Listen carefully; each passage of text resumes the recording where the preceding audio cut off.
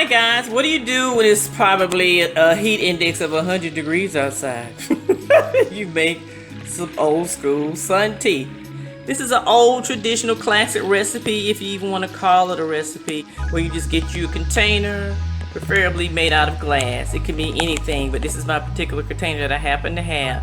You fill it out, wash it out, fill it up with water. Doesn't have to be anything fancy, just regular water, because the sun's gonna just do its thing with the water anyway.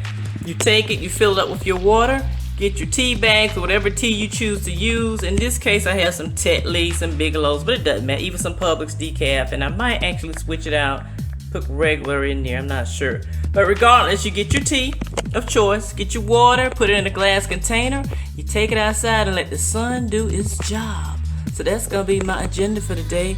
We're gonna make some old school sun tea.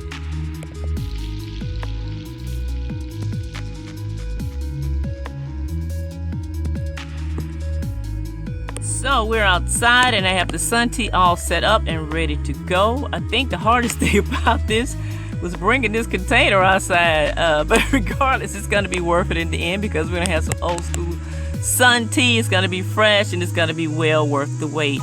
So I think the tea's been in here probably 5, maybe 10 minutes at this point, and it's already turning the water brown. It's already brewing, which is what I wanted to do.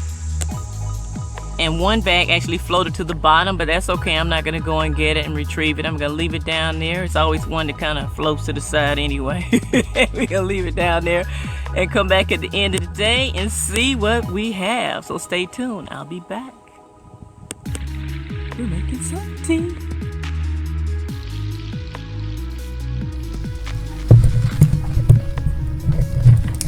So it's at the end of the day.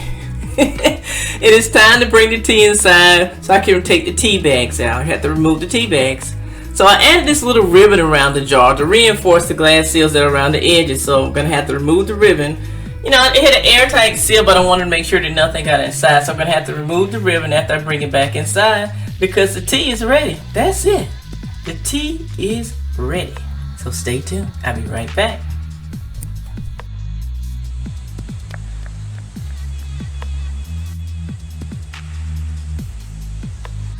Now, to top off your sweet tea, you can add lemon or some fruit slices or your sweetener of choice, or simply leave it unsweetened. Thanks for watching.